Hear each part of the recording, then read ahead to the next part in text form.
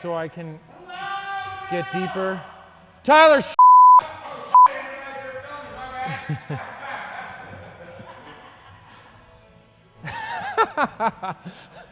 oh, YouTube just loved that.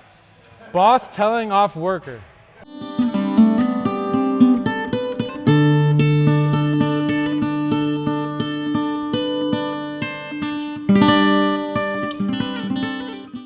What's up, YouTube? Coach Dan, back at it, Radix Gym.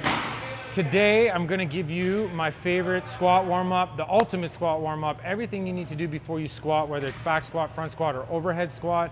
This is gonna get your body ready, prepped, and in the best positions possible, okay?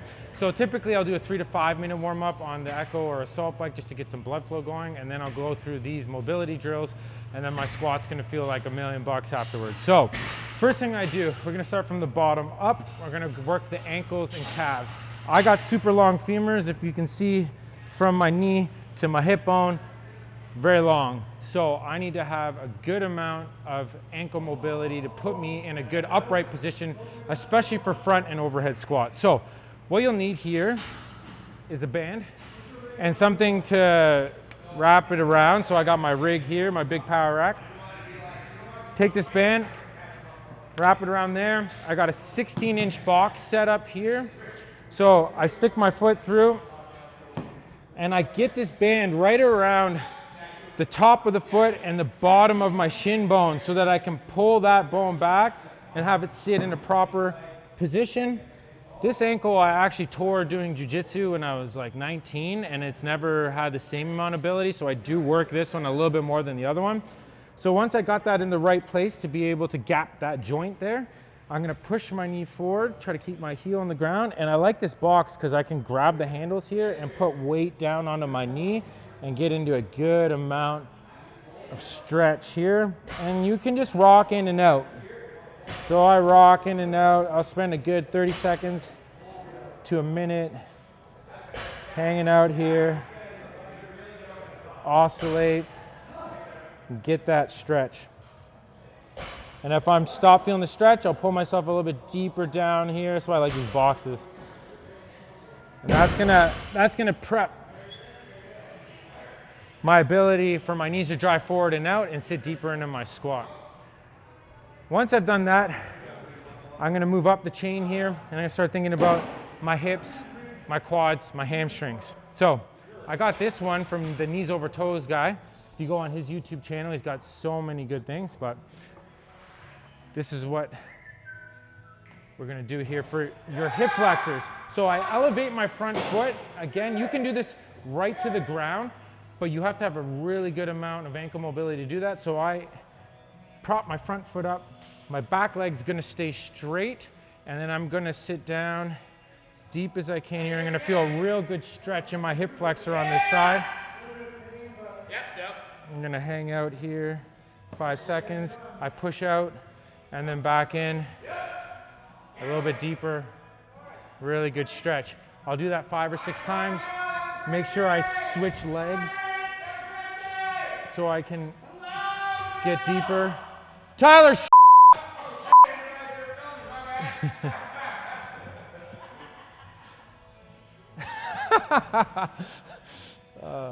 oh, YouTube just loved that. Boss telling off worker. That's gonna be the headline of this video. So I make sure I get deep. This opens up my hips, and when my hips can open up, I can sit deeper into my squat.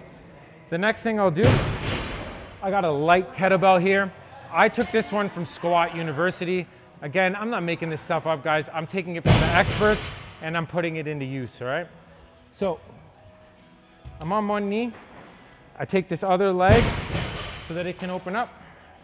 I'm gonna hold this in between my legs, and I'm gonna just go deep into the stretch here. You're gonna feel it through your adductors.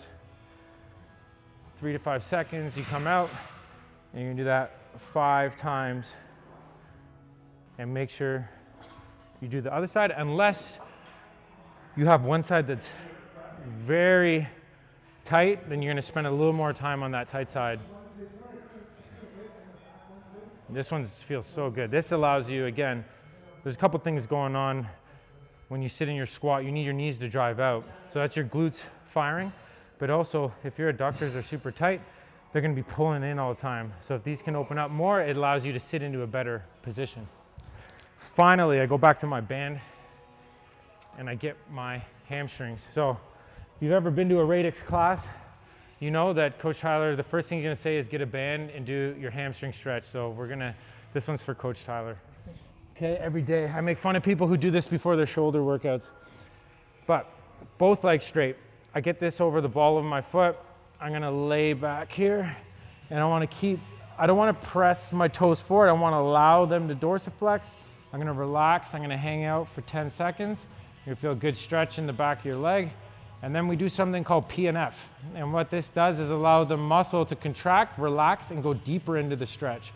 So I contract for 5 seconds, 4, 3, 2, 1. I release, and then I'm able to get deeper into the stretch, and the muscles can elongate a bit more. Again, I do this on both sides. I spend about a minute per side here, and then my hamstrings get into a lot better position. And then the telltale sign of if this worked, how's my squat look, okay?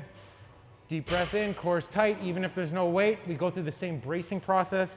My knees are gonna drive out. I'm gonna sit down as deep as I can. My knees are driven forward. I'm very comfortable, I'm very upright. How do I look, Harrison? Pretty good. Awesome.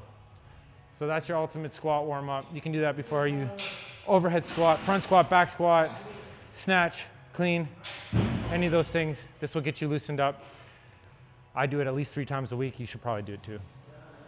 Oh yeah, subscribe. If you don't subscribe, I stop making these videos. Then you have no idea how to squat anymore. You have no idea how to warm up. Without that, what are you really gonna do with your life? Subscribe.